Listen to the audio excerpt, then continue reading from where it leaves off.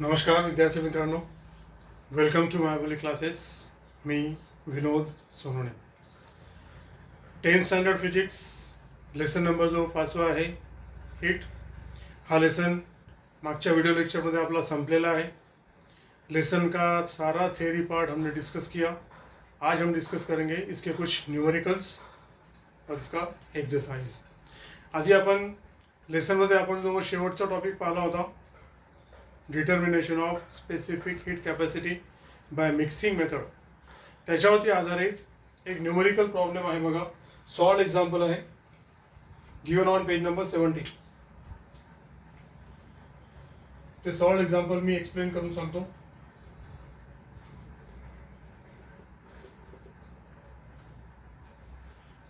It is based on method of mixture. प्रश्न पहा, अशा प्रकारे आहे. A copper sphere of 100 gram mass is heated to raise its temperature to 100 degrees Celsius and is released in water of mass 195 gram and temperature 20 degrees Celsius in a copper calorimeter.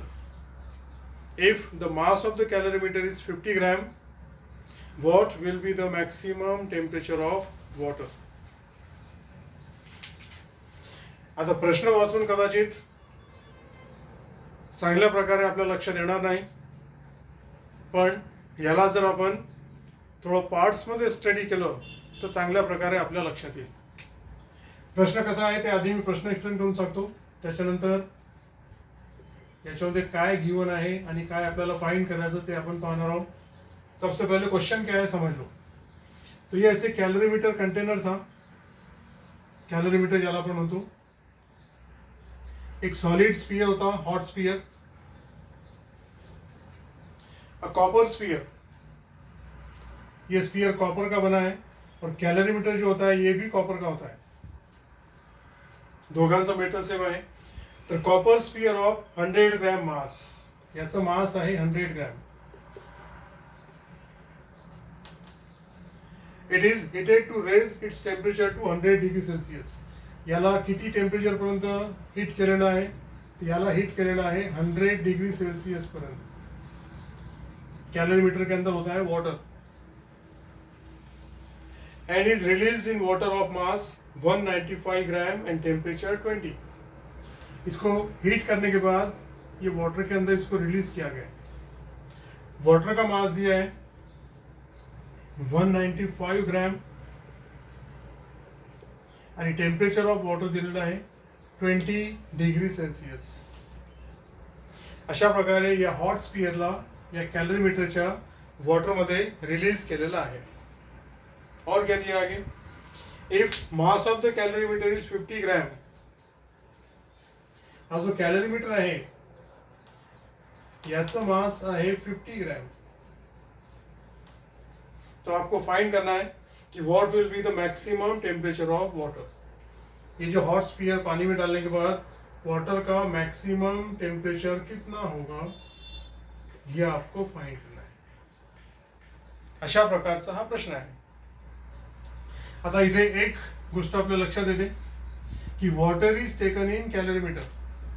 Calorimeter के अंदर water को लिया गया, इसलिए दोनों का temperature same रहेगा. जे temperature वॉटरचं आहे तेच टेम्परेचर कैलोरीमीटरचं पण राहणार आहे. मतलब कैलोरीमीटर और वाटर दोनों का इनिशियल टेम्परेचर है 20 डिग्री सेल्सियस. मास वेगळा आहे. कैलोरीमीटरचं मास आहे 50 ग्रॅम आणि वॉटरचं मास आहे 195 ग्रॅम. और एक बात, हा जो स्फीयर आहे तो कॉपरचा आहे आणि कैलोरीमीटर हा सुद्धा कॉपर पासून बनलेला आहे. म्हणून दोघांची स्पेसिफिक हीट कॅपॅसिटी ही सारखी असेल आणि ती सुद्धा प्रश्नामध्ये दिलेली आहे. Specific heat of copper is 0.1 calorie per gram degree Celsius.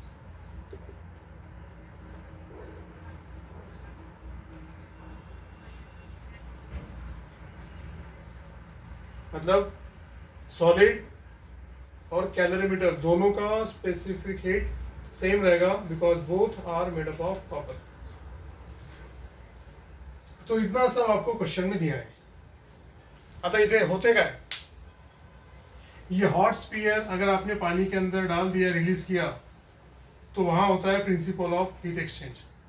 कैसे? The hot spear will lose heat, part of that heat will B gained by water and remaining part of that heat will B gained by calorimeter. जो hot solid है वो heat को loose करेगा, उसका कुछ भाग water gain करेगा और रिमेनिंग पार्ट उसी हीट का कॅलरीमीटर गेन करेगा. याला पाण्यामध्ये टाकल्यानंतर हॉट सॉलिड जो आहे त्याचं टेम्परेचर कमी कमी होत जाणार आहे, कारण तो हीट लूज करत आहे. और वाटर कैलोरीमीटर दोनों का टेम्परेचर बढ़ता जाएगा, because they are gaining the heat, they are receiving the heat. अशा प्रकारे हॉट सॉलिडचं टेम्परेचर डिक्रीज होत जाते आणि वॉटर कॅलरीमीटरचं वाढत जाते. After some time they attain same temperature, that is the maximum temperature, और जो हमको फाइंड करना है. कुछ समय के बाद तीनों का टेम्परेचर सेम हो जाएगा. वाटर, कैलोरीमीटर आणि आत टाकलेला सॉलिड, इन तीनों का टेम्परेचर सेम हो जाएगा. उसी टेम्परेचर को हमको कैलकुलेट करना है. सेम टेम्परेचर आपल्याला कैलकुलेट करायचं आहे. Suppose that temperature is capital T. ठीक है, या सगळ्या क्वांटिटीज आपल्याला अशा प्रकारे दिलेले आहेत. तो इसको आप सिस्टमेटिकली लिख सकते हो. For solid, mass 100 gram, temperature 100 degree Celsius आणि स्पेसिफिक हीट 0.1 कैलोरी पर gram degree Celsius. For water, mass 195 gram, water का स्पेसिफिक हीट होता है 1, जे दिलेलं नाही, आपल्याला माहिती पाहिजे. Temperature of water is 20. Calorimeter, इसका भी स्पेसिफिक हीट 0.1, जो बॉल का था, सॉलिड का था. कैलोरीमीटर का मास 50 ग्राम और कैलोरीमीटर का टेम्परेचर है 20 डिग्री सेल्सियस, जो पानी का टेम्परेचर था. Suppose the maximum temperature of the mixture is capital T, जे आपल्याला फाइंड करायचं आहे. मग इथे आपल्याला सुरुवातीला सांगायचं आहे की when the solid is released in water, heat lost by the solid equal to heat gain by water plus heat gain by calorimeter. ये तीनों को हमको फाइंड करना है. तो पहले हम फाइंड करेंगे हीट लॉस्ट बाय सॉलिड. ये सॉलिड वाटर में डालने के बाद हीट को लूज करेगा, तो कितना हीट लूज करता है?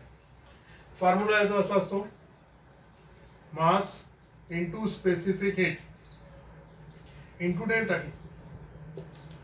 सॉलिड हा हीट एनर्जी लूज करता है, इसलिए इसका टेम्परेचर कम होगा. So this will be decrease in temperature या फॉल इन टेम्परेचर.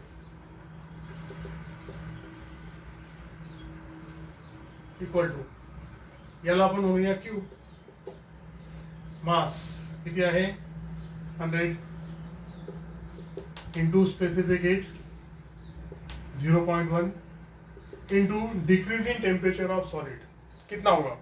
तो पहले सॉलिड का टेम्परेचर 100 डिग्री सेल्सियस था, पानी में डालने के बाद कुछ समय के बाद टी हो गया, डिक्रीज हो गया. तो डिक्रीज कितना होगा फिर? 100 minus T. This is the heat lost bye solid. इसी तरह से हमको फाइंड करना है heat gain by water.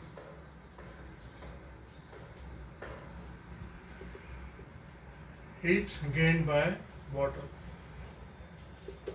Same formula याचा असतो, mass of water into specific heat of water into, आता वॉटर हीटला गेन करत आहे म्हणून त्याचं टेम्परेचर वाढेल.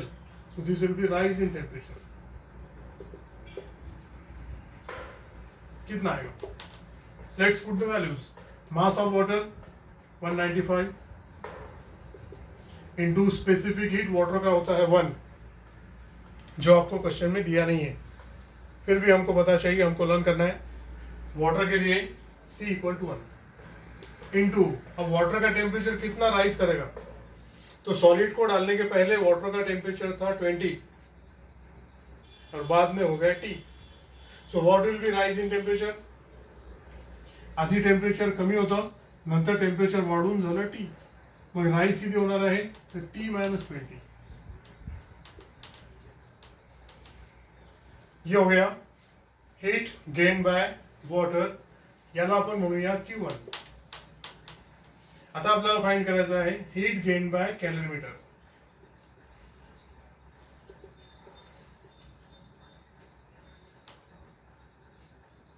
कैलोरीमीटर कितना हीट गेन करेगा? Again mass into specific heat into rise in temperature. कारण कॅलोरीमीटर हीटला गेन करत आहे तर त्याचं टेम्परेचर वाढणार आहे, राइज इन टेम्परेचर. वैल्यूज अगर आपने डाली तो कैलोरीमीटर का मास 50 ग्राम इंटू स्पेसिफिक हीट जो सॉलिड का था सेम इसका आएगा, इंटू राइज इन टेम्परेचर कितना होगा? सेम होता है T-20. कारण कॅलरीमीटरचं सुद्धा आधी टेम्परेचर T होतं आणि हॉट सॉलिडला टाकल्यानंतर ते वाढून कैपिटल T झालं. तो capital T-20 that will B rising temperature. तो वाटर और कैलोरीमीटर दोनों का राइजिंग टेम्परेचर सेम होता है, दैट इज T-20 T-20. ये समझ लो तुम्हाला. अब इक्वेशन कैसे बनेगा? तो इक्वेशन ऐसे बनता है heat lost by hot solid equal to heat gain by water plus heat gain by calorimeter. या ठिकाणी इसको अगर हमने Q2 लिखा तो हीट लॉस बाय सॉलिड यानी Q equal to heat gain by water Q1 plus heat gain by calorimeter that is Q. अब इन तीनों की वैल्यूज यहां डालो. Q 100 into 0.1 into 100 minus T equal to Q1 195 into 1 नहीं लिखा तो भी चलेगा T-20 plus Q2 that is 50 into 0.1 into T-20. अब इसको सॉल्व करना है, तो इसको सॉल्व करके कैपिटल T हमको फाइंड करना है. 100 इंटू 0.1 दैट इज 10. ये 100 माइनस T ऐसे रहेगा, इसको भी ऐसे रखो 195 T-20 plus 50 into 0.1 that is 5 into T-20. Now let's remove the brackets. इसको 10 से मल्टीप्लाई करो तो 1000 माइनस 10T. इसको 195 से मल्टीप्लाई करो तो 195T माइनस 195 का डबल करो या 195 को 2 से मल्टीप्लाई करो, 0 हमने लगा दिया, कितना आएगा?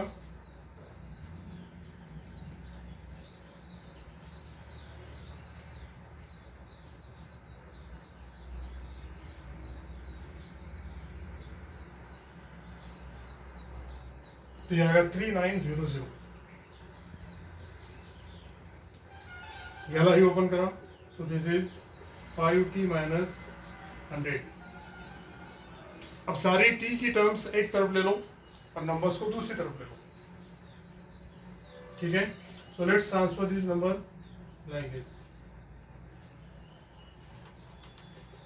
इधर है 195T plus 5T that is 200T.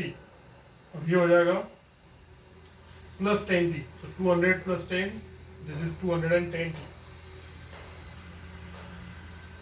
इथे आहे 1000. ये माइनस और ये माइनस, इन दोनों का एडिशन हो जाएगा minus 4000 3900 plus 100 that becomes minus 4000 आणि ते इकडे आल्यानंतर होणार आहे प्लस. So plus 4000. अशा प्रकारे इथे येणार आहे 5000 इक्वल टू 210 टी। हमको फाइंड करना है टी, तो टी कितना आएगा फिर, ये अपॉन में जाएगा, 1 0 गेट कैंसिल, तो T equal to 500 divided by 21। अगर इसको डिवाइड किया तो इसका आंसर आता है 23.8 डिग्री सेल्सियस। अशा प्रकारे final temperature of the mixture जे आहे किंवा maximum temperature of the mixture जे आपल्याला विचारलं होतं, that answer is coming 23.8 degree Celsius. ये सारा आंसर आपको टेक्स्ट बुक में दिया है, पेज नंबर 70 पर। त्या ठिकाणी तुम्हाला हे थोडं शॉर्टकटमध्ये दिलेलं आहे, पण ते एक्झॅक्टली कशा प्रकारे आलं हे मी तुम्हाला डिटेल या ठिकाणी एक्सप्लेन करून सांगितलेलं आहे। प्रश्न वाचल्यानंतर आपल्याला थोड़ा कंफ्यूजन होते,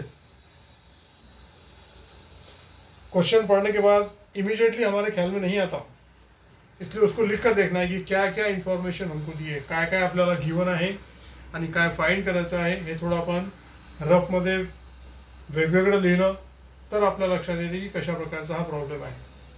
आणि मग रिलेटेड प्रिन्सिपल आपल्याला माहिती पाहिजे। या ठिकाणी रिलेटेड प्रिन्सिपल हा होता ज्याला आपण म्हटलेलं आहे मेथड ऑफ मिक्सचर किंवा मिक्सिंग मेथड, आणि मग व्हॅल्यूज टाकून आपल्याला जे आन्सर विचारलं आहे ते काढता येईल। ठीक है, so this answer is given in text book, ये आपको आपकी नोटबुक में कॉपी कर लेना है। This was the second solve example there. Now let's see the next solve example.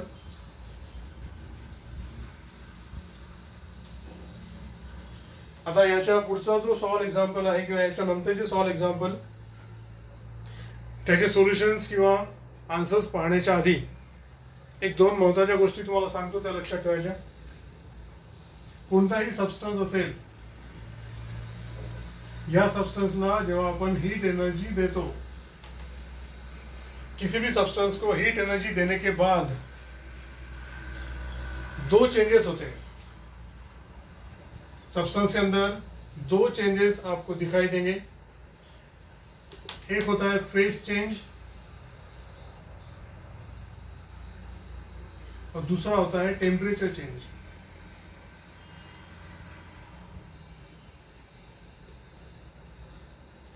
हे आपल्याला माहिती आहे, सबस्टन्सला जर आपण हीट एनर्जी दिली तो फेज चेंज हो सकता, मतलब सॉलिड का लिक्विड होगा, लिक्विड का गैस होगा। या हीट एनर्जी देने पर सब्सटेंस का टेम्परेचर बढ़ता है, कम टेम्परेचर रहा तो थोड़ी देर बाद ज़्यादा हो जाएगा, टेम्परेचर चेंज होगा। हे दोन चेंजेस आपल्याला या ठिकाणी ऑब्झर्व होतात। आता हीट एनर्जी सप्लाइड किंवा हीट एनर्जी गिवन, एक बात ध्यान रखो, when temperature of the substance increase, substance absorb heat energy, और जब टेम्परेचर डिक्रीज होता है तो सब्सटेंस में से हीट एनर्जी बाहर निकलती है, सब्सटेंस हीट एनर्जी को रिलीज करता है। So either heat energy absorb और हीट एनर्जी रिलीज्ड, याचा काय फॉर्म्युला आहे? दोन फॉर्म्युले आहेत।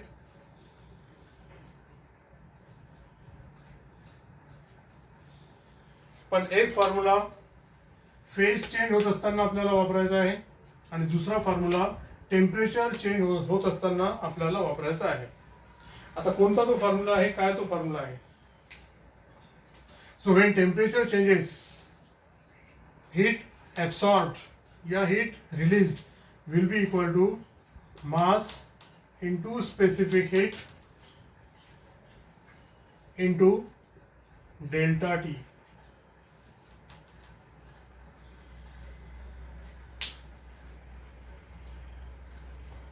फॉर्म्युला असा आहे, हीट दिल्यानंतर किंवा हीट काढल्यानंतर जर टेम्परेचर चेंज होत असेल तर त्या ठिकाणी आपल्याला फॉर्म्युला वापरायचा आहे mass into specific heat into change in temperature. That can be rise in temperature और it can be fall in temperature. पण जर फेज चेंज असेल, हीट दिल्यानंतर सबस्टन्सचं जर फेज चेंज होत आहे, सॉलिडचं लिक्विड किंवा लिक्विडचं गॅस होत असेल, किंवा रिव्हर्स असेल तर या ठिकाणी हीट ॲब्सॉर्ब किंवा हीट रिलीज्ड याचा काय फॉर्म्युला असेल? याचा फॉर्म्युला राहतो मास मल्टीप्लाइड बाय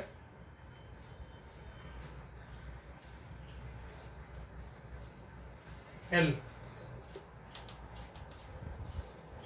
इसका फॉर्मूला होता है मास multiplied by L. Now what is this L? This L is the latent heat. ये एल का है, तो एल है लैटेंट हीट. दोनों प्रकार का हो सकता है. It can be latent heat of fusion और it can be latent heat of vaporization. तर हीट या टॉपिकमध्ये जे न्यूमरिकल्स आहेत, जे मॅथमॅटिकल प्रॉब्लेम्स आहेत, ते मॅथमॅटिकल प्रॉब्लेम्स डिस्कस करायच्या आधी किंवा समजून घेण्याच्या आधी या दोन गोष्टी आपल्याला लक्षात ठेवायच्या आहेत. ये दो चीजें आपको लर्न करना है, या दो चीजें ख्याल में रखना है. कौन सी? कौन सा फार्मूला कब यूज करना है? हीट ॲब्सॉर्ब किंवा हीट गिव्हन आउट, दोन फॉर्म्युले आहेत. मग कोणता फॉर्म्युला केव्हा वापरायचा हे फार महत्वाचं आहे. हे जर समजलं तर आपल्याला पुढचे न्यूमेरिकल समजतील, अदरवाइज डिफिकल्ट जाएगी. हीट देने पर अगर सब्सटेंस का फेज बदलता है तो ये फॉर्मूला आपको यूज करना है. M into L, mass multiplied by latent heat. आता याच्यामध्ये दोन प्रकारच्या लॅटेंट हीट आहेत. लॅटेंट हीट ऑफ फ्यूजन आणि लॅटेंट हीट ऑफ वेपोराइजेशन. अगर सॉलिड लिक्विड में कन्वर्ट होता होगा तो वहां आपको यूज करना है लैटेंट हीट ऑफ फ्यूजन. और लिक्विड का अगर गैसियस फॉर्म में चेंज होता है तो आपको यूज करना है latent heat of vaporization. In short, mass into latent heat हा फॉर्म्युला वापरायचा आहे जर फेज चेंज होत असेल तर. हीट दिल्यामुळे जर सब्सटेंसचं टेम्परेचर बदलत आहे, हीट एनर्जी देने पे अगर सब्सटेंस का टेम्परेचर चेंज हो रहा है, बदलता है, तो आपको ये फॉर्मूला यूज करना है. हीट एब्सॉर्ब या heat lost, mass into specific heat into change in temperature. अशा प्रकारे चेंज इन टेम्परेचर असताना डेल्टा टी आणि जर चेंज इन फेज आहे तर एल. क्लिअर? हे दोन्ही फॉर्म्युला लक्षात ठेवा. आता आपण पुढचा एक एक्झाम्पल डिस्कस करणार आहोत, जे सॉल्व एग्जाम्पल आहे, टेक्स्ट बुक मध्ये दिलेलं आहे. अभी आपको इसका सॉल्यूशन समझ लेना है. Solve example, it is solve example number 3. सबसे पहले तो क्वेश्चन क्या है कि पढ़ लेते हम.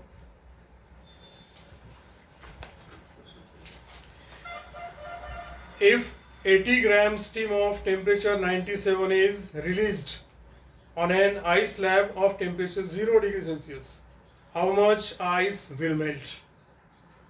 How much energy will be transferred to the ice when the steam will be transformed to water? प्रश्न समजला तुम्हाला? आधी प्रश्न समजून घ्या. This is ice. इसका टेम्परेचर है 0 degree Celsius. On this ice steam को पास किया. स्टीमला पास केलेला आहे अशा प्रकारे. कितना स्टीम पास किया? तो 80 ग्राम. स्टीम का टेम्परेचर कितना था? 97 डिग्री सेल्सियस.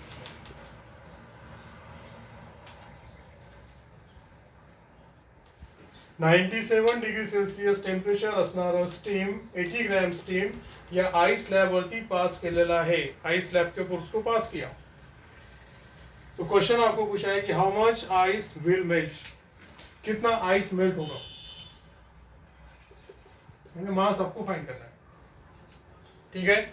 एक आणखीन प्रश्न या ठिकाणी आहे की how much energy will be transformed to the ice when the steam will be transformed to water.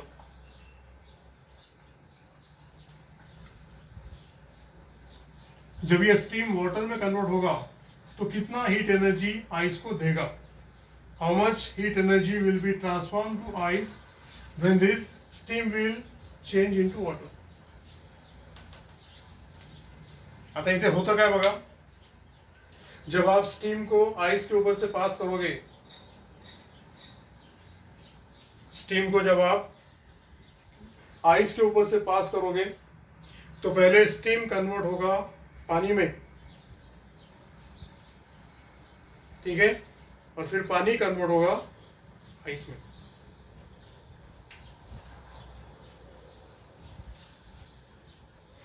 Then who loses the heat and who gains the heat? When steam comes in contact with ice, steam gives energy to ice. Steam क्या करेगा? Heat energy ice को देगा। अब वो कितना heat energy देता है पहले हम ये फाइंड करेंगे। आणि या ठिकाणी तुम्हाला दिलेला आहे latent heat of melting of ice आणि लॅटेंट हीट ऑफ वेपोराइजेशन। दो लॅटेंट हीट आपको दिए। This is latent heat of fusion and latent heat of vaporization. This is 80 calorie per gram and this is 540 calorie per gram. ये दोनों latent heat आपको दिए, latent heat of fusion and latent heat of vaporization. अशा प्रकारचा हा प्रश्न आहे।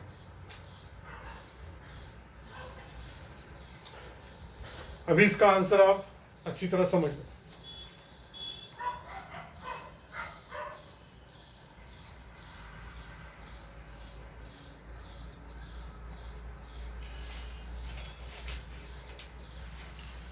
आता इथे बदल कसे होतात बघा। Heat release during conversion of steam of temperature 97 into water of temperature 97। क्या बताया मैंने आपको? स्टीम कन्वर्ट होता है आइस में या स्टीम कन्वर्ट होता है वाटर में। पहले स्टीम जिसका टेम्परेचर 97 है वो कन्वर्ट होगा वाटर में जिसका टेम्परेचर 97 ही रहेगा। First steam at temperature 97 converts into water at temperature 97 when comes in contact with ice. ठीक है, या ठिकाणी बघा टेम्परेचर बदलत नाही। स्टीम का टेम्परेचर 97, वो स्टीम चेंज होगा वाटर में जिसका टेम्परेचर 97 ही रहेगा। मतलब टेम्परेचर चेंज नहीं हो रहा है। फिर क्या चेंज हो रहा है? तो फेज चेंज हो रहा है। इथे फक्त फेज बदललेला आहे। स्टीम कन्वर्टिंग इनटू वाटर, मतलब gas is converting into liquid, temperature is remaining the same. So how much heat will be released? तो heat released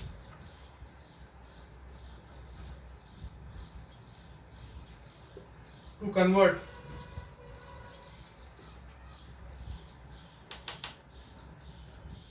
steam at 97 degrees Celsius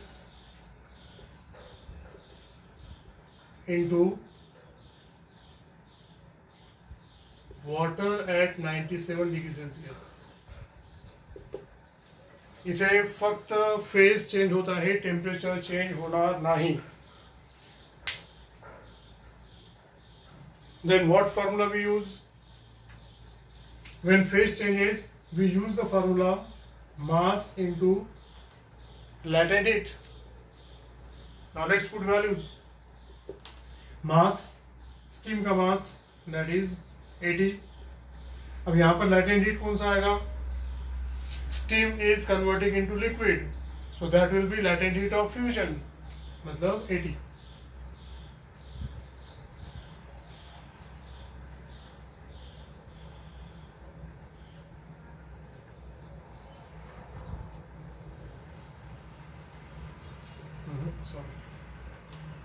Steam is converting into water, मतलब gas is converting into liquid, so that will be latent heat of vaporization. It is 540. This is heat released to convert steam into water. अब ये steam का water हो गया जिसका temperature same रहा। अब आगे क्या होगा? Now next will be water will convert into ice, मतलब water will convert into water, but temperature will be 0। तो पुढे आपण लिहूया heat released to convert water at 97 into water at 0 degree Celsius. पहा इथे स्टीम कन्वर्ट झाला आहे water मध्ये, टेम्परेचर सेम राहिलं, मतलब फेज चेंज हो गया. अब टेम्परेचर बदलेगा. Water will convert into water, मतलब water at 97 will convert into water at 0 degree Celsius. आता या ठिकाणी फेज चेंज होत नाही, वाटर इज रिमेनिंग वाटर, लेकिन टेम्परेचर 97 का 0 हो रहा है. तो हीट रिलीज्ड, इसका क्या फार्मूला आएगा? इसका फार्मूला आएगा मास into specific heat into changing temperature. Now let's put the values. Mass, it is again 80 into specific heat of water 1 होता है, जो आपको क्वेश्चन में दिया नहीं है. अब टेम्परेचर जो कम होगा, डिक्रीज इन टेम्परेचर 97 से 0, तो decrease will be 97. Clear? So this is the heat released to convert steam into water at same temperature, and this is the heat released to convert water into water but from 97 degree Celsius to 0 degree Celsius. दोघांना plus करा, that will be total heat released. तो total heat released बोलो या total heat gained by ice.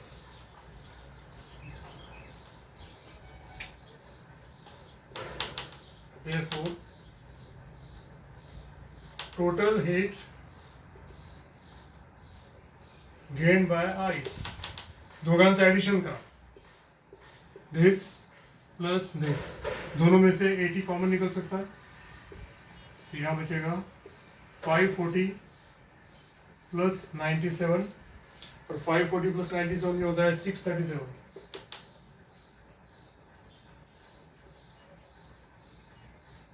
इतना calorie. और multiplication अगर आपने किया तो ये आता है 50960.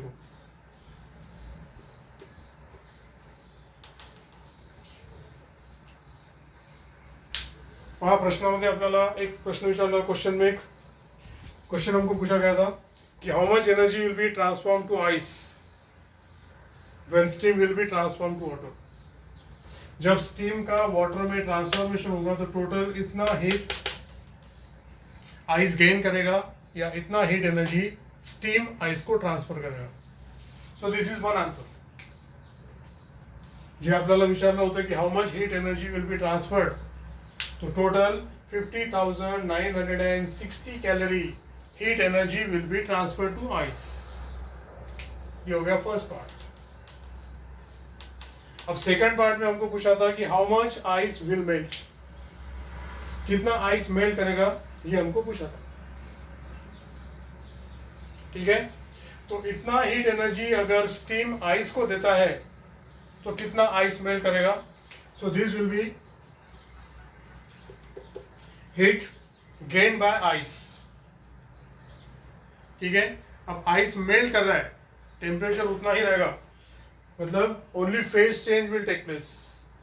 सो this will be equal to m into L. आता हे एअर कोणतं असेल, तर ice is converting into water, so that will be latent heat of fusion 80. Mass जो हमको फाइंड करना है, and Q is this 50,960. So when ice will gain the heat, या जो हीट स्टीम ने आइस को ट्रांसफर किया उससे जो आइस मेल्ट होगा उसका ये मास होगा. So this is the heat gain by ice. इथे फक्त फेज चेंज होणार आहे, टेम्परेचर चेंज होणार नाही. सो m into latent heat of fusion, ये m हमको फाइंड करना है, और लैटेंट हीट ऑफ फ्यूजन आपको दिया है 80. तो इस पे से मास फाइंड करना है.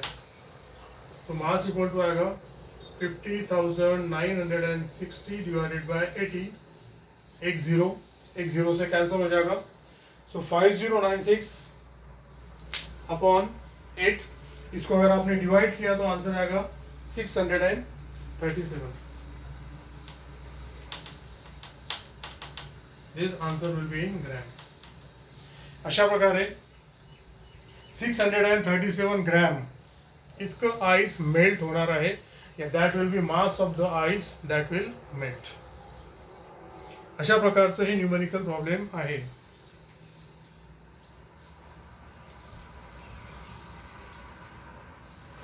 पुन्हा एकदा थरोली पाहून घ्या. न्यूमेरिकल प्रॉब्लेम 3 मार्कांसाठी येतात. इस टाइप का क्वेश्चन आपको 3 मार्क के लिए आएगा. सबसे पहले तो क्वेश्चन को समझ लेना है कि क्वेश्चन में क्या सिचुएशन है. 80 gram of steam at 97 degree Celsius is passing over ice eight 0 degree celsius. तो 2 क्वेश्चन आपको पूछे. पहला पूछा है how much ice will melt, या कितना मास आइस का मेल्ट करेगा. और दूसरा क्वेश्चन पूछा है कि total heat energy steam ice को कितना ट्रांसफर करेगा. पहिला पार्ट. आता इथे जेव्हा स्टीम आइसच्या कॉन्टैक्ट मध्ये येईल, देखो स्टीम जब आइस के कॉन्टैक्ट में आएगा तो 2 चेंजेस होते हैं. पहले स्टीम एट 97 कन्वर्ट होगा वाटर एट 97 में, और बाद में वाटर एट 97 कन्वर्ट होगा वाटर एट 0 डिग्री सेल्सियस. तो 2 हीट एब्सॉर्ब या हीट रिलीज हमको फाइंड करना है. Heat release to convert steam at 97 into water at 97. Temperature same आहे, फक्त फेज चेंज होता है. तर हा फॉर्म्युला. दूसरा होगा heat release to convert water at 97 into water at 0. इथे वाटर वाटरच आहे, मतलब फेज चेंज नहीं हो रहा है, सिर्फ टेम्परेचर चेंज हो रहा है. तो यहाँ हीट का फॉर्मूला ये रहेगा. दोनों को प्लस करो, that will be total heat gain by ice या total heat transferred by steam to ice. इतना है. अब इतना हीट एनर्जी अगर आइस गेन कर रहा है तो नेचुरली आइस मेल्ट करेगा. तो कितना मास मेल्ट करेगा, ये फॉर्मूला. मेल्ट होत असताना टेम्परेचर चेंज होणार नाही, फक्त आइस पाण्यामध्ये कन्वर्ट होईल. आइस सिर्फ पानी में कन्वर्ट होगा, मतलब मेल्ट होगा, मतलब फेज चेंज होगा. तो फेज चेंज का ये formula, mass into specific heat. Heat gain equal to mass into specific heat. तो यहाँ आएगा latent heat of fusion, because ice is melting, मतलब solid is converting into liquid. तो वैल्यूज डाल के इसमें से हमको m फाइंड करते आता है. That m is coming 637 degree celsius. ठीक है. So today we will stop here. I would like to stop here today. त्याच्यानंतर एक्सरसाइज आहे, आणि एक्सरसाइजमध्ये पुन्हा खूप सारे न्यूमेरिकल प्रॉब्लेम्स आपल्याला डिस्कस करायचे हैं. ये न्यूमेरिकल प्रॉब्लम अच्छी तरह से आप समझ लो. इसी प्रकार के आगे हमको एक्सरसाइज में सॉल्व करना है. So complete exercise we shall discuss in the next video lecture. Till then, have a good time. Thank you.